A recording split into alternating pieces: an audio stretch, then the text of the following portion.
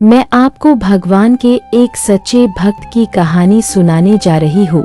जब भगवान स्वयं भक्त की परीक्षा लेने आए, गांव के बाहर एक छोटा सा मंदिर था। न बहुत पुराना न बहुत बड़ा, लेकिन सुबह होते ही वहाँ दीपक की लौ जल उठती थी और एक इंसान की परछाई जरूर दिखाई देती थी। उस इंसान का नाम था हरिदास। हरिदास कोई पंडित नहीं था, न कोई ज्ञानी, न किसी बड़े घर से था।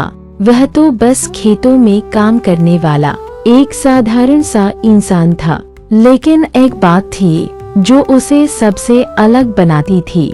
हरिदास कभी भगवान से कुछ मांगता नहीं था।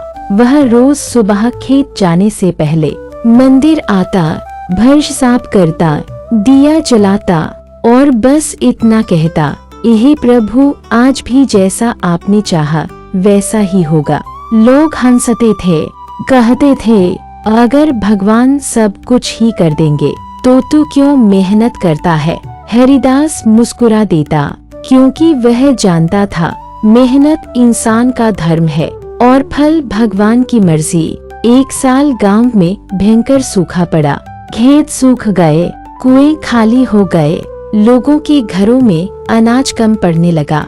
जिसके पास थोड़ा बहुत था उसने छुपा लिया और जिसके पास कुछ नहीं था वह भगवान से शिकायत करने लगा।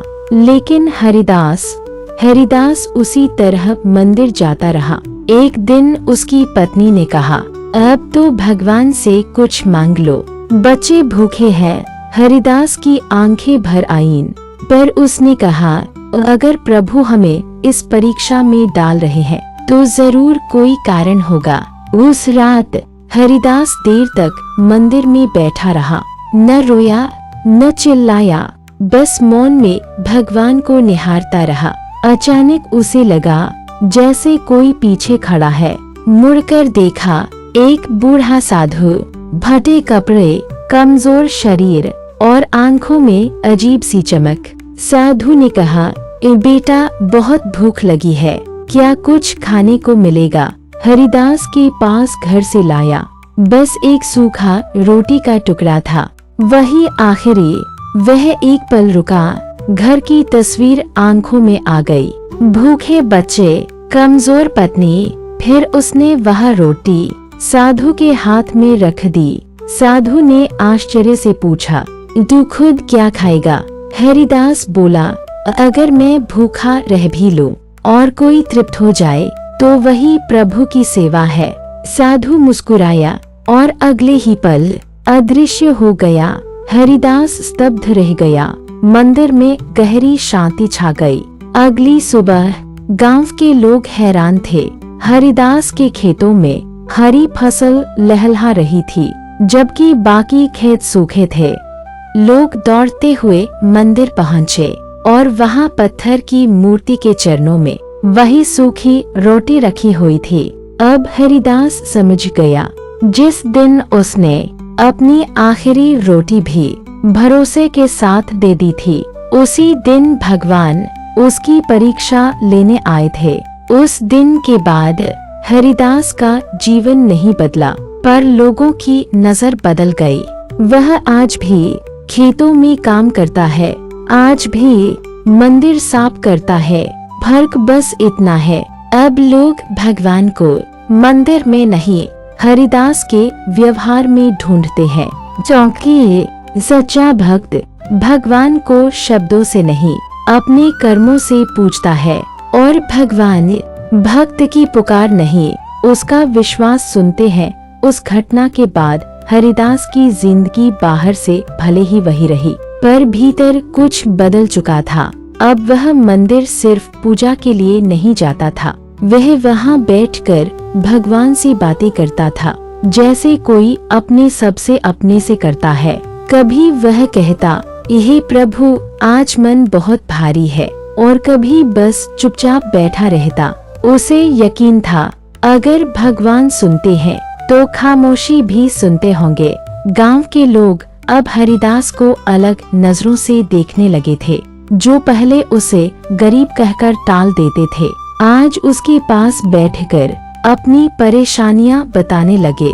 कोई बेटा अपने पिता से नाराज था, कोई माँ अपनी औलाद से दुखी थी, कोई मेहनत करके भी हार मानने लगा था। हरिदास किसी को उपदेश नहीं देता था, वह बस इतना कहता, भगवान ने तुम्हें यहाँ भेजा है। मतलब अभी कहानी खत्म नहीं हुई। एक दिन गांव में बीमारी फैल गई, डर हर घर में घुस गया। लोग मंदिर के बाहर खड़े होकर दुआ मांगने लगे। हरिदास दिन रात मंदिर में रहा, कभी दिया जलाता, कभी सफाई करता, कभी बीमारों के घर तक दवा पहुंचा देता। लोगों ने देखा, जिस आदमी के पास खुद कुछ नहीं था, वही सबके लिए खड़ा था। एक रात हरिदास मंदिर में सोया हुआ था। सपने में उसे वही साधु दिखाई दिया।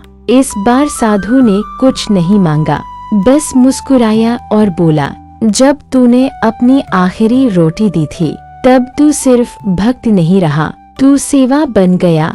हरिदास की आंख खुली। मंदिर में वही शांति थी, वही दिया जल रहा था। उस दिन हरिदास को समझ आया, भगवान कहीं दूर नहीं रहते, वे उसी हाथ में बसते हैं जो बिना स्वार्थ के आगे बढ़ता है। आज भी हरिदास का नाम किसी बड़े आदमी में नहीं गिना जाता, पर गांव में जब भी कोई टूटता है तो लोग कहते हैं, चलो हरिदास के पास चलते हैं, क्योंकि जिसने भगवान पर भरोसा करना सीख लिया, वह खुद किसी के लिए भगवान बन जाता है। और शायद यही सच्ची भक्ति है।